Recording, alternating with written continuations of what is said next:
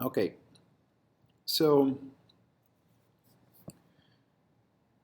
in this first tutorial, we're gonna see how to use the pencil tool to input notes and produce sound in Pro Tools.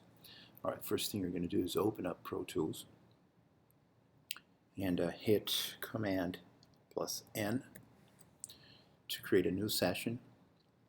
Let's name this pencil tool.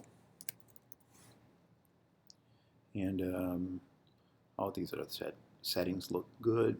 So let's go ahead and create this thing. Okay. Now, as I told you, you can hit Command =, to alternate between windows. The Mix window, here Mix, and the Edit window. Okay. We're going to go ahead now and create two new tracks. So for that, we press Command, Shift, and N. Okay.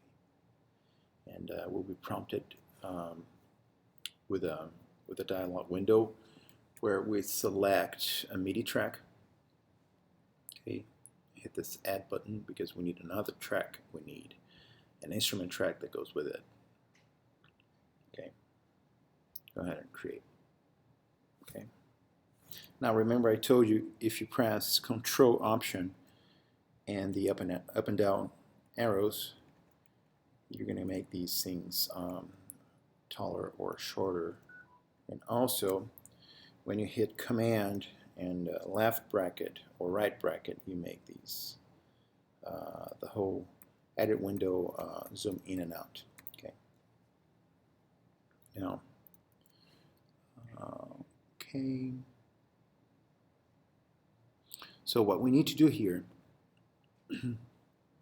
is to map the output of our MIDI track to whatever sound we're going to produce here in this instrument track. So first of all, we need to make this track produce sound by inserting a plugin, a sound generating plugin, such as an instrument, obviously. Like I'm pretty sure the lab there has this MIDI grant, so let's go ahead and create it. Okay. Now if you hit here the keys, you're going to see that it produces sound already, but we want to actually be able to control the sound that we produce through this MIDI track that we created here on its side. Okay, so let's go ahead and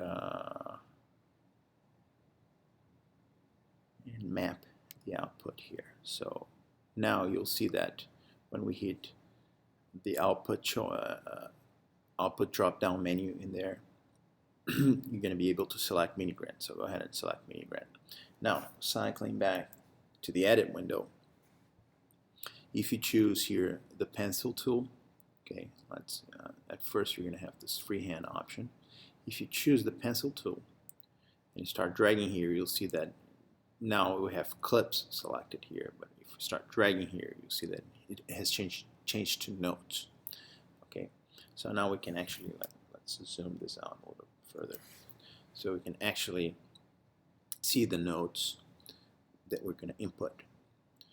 Right now the grid, you can remove this grid if you want, but right now the grid is set to, I think, a 64th note.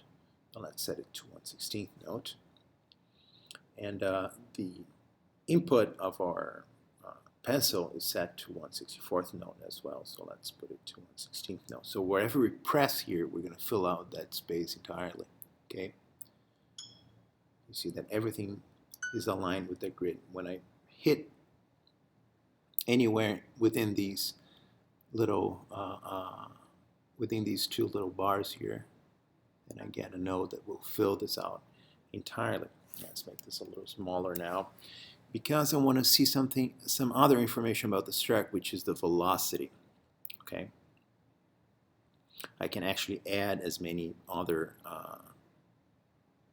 types of MIDI messages that I want. For instance, I can add volume, which is the overall volume for the track, and I can add what else? Mute, automation, what else can I do? Pan and all that. So, but for now, let's just focus on velocity. even because you can change volume and pan and mute through this instrument track here. Now, what I want to do is explore some other options within this pencil tool. If you double click, not double click, if you right click here, you get different types of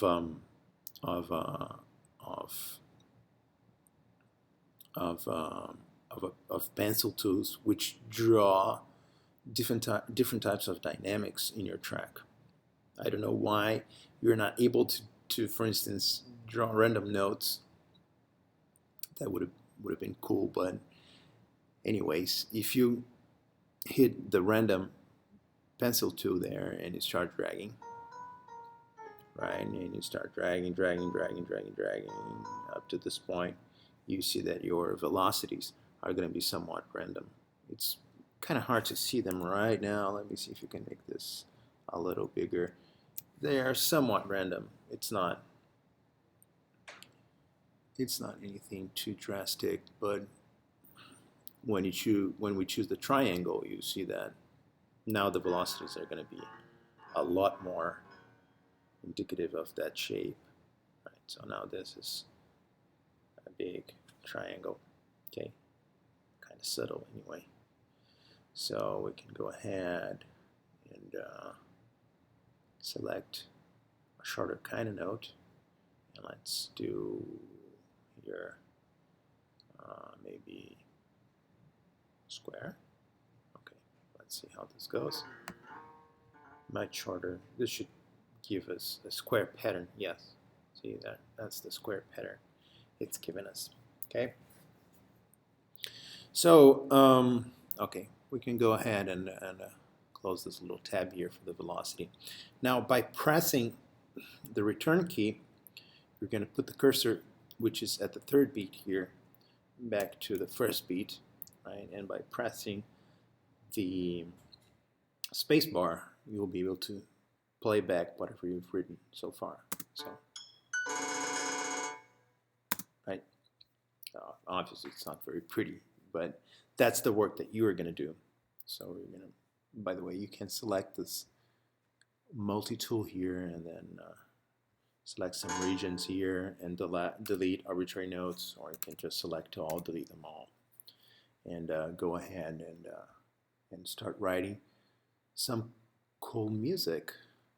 Let's see, perhaps I would get the random here and then just write myself some random eighth notes here. Let's put them there, there, and there. And now let's get some longer notes, much longer notes. Wait, no, sorry. That's just the size of the grid. I want some longer notes in there. Okay, yeah, that's what I'm talking, man. Now let's zoom out a little bit so we can get a bigger picture of this thingy here. What else? Even longer notes, why not? And let's go ahead and do them. Some bass notes are always very cool. We can also drag this down here and up there.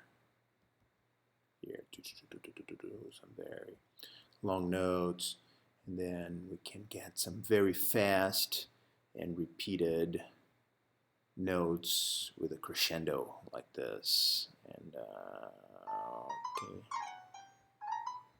and you see that they are not very close together because our grid is set to the quarter note. But if we set the grid to the same, perhaps not the same duration, but half the duration of, sorry, twice the duration of our input note here, we can do something a little more along these lines.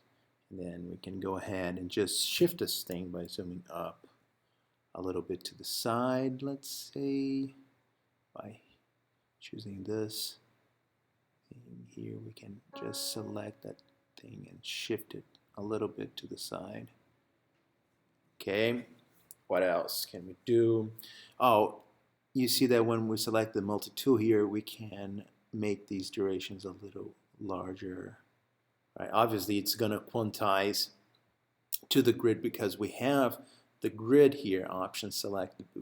If we select slip, then we can have this thing a little less quantized and as arbitrarily, long or short, and we can even go ahead and make them completely not quantized.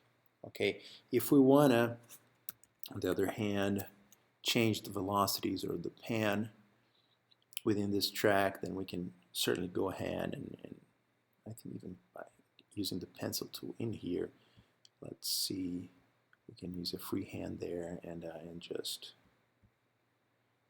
draw, how these things are gonna look. Okay, so this is our introduction to the MIDI pencil tool.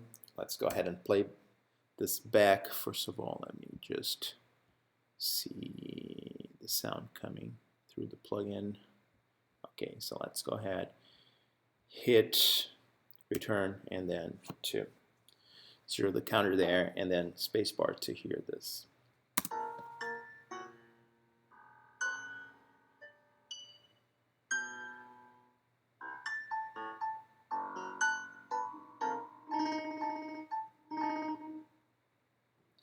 Pretty cool. Now, it's you have to use your imagination to compose a piece, but this is definitely a big part of what you're gonna be doing for your first assignment. So get cracking.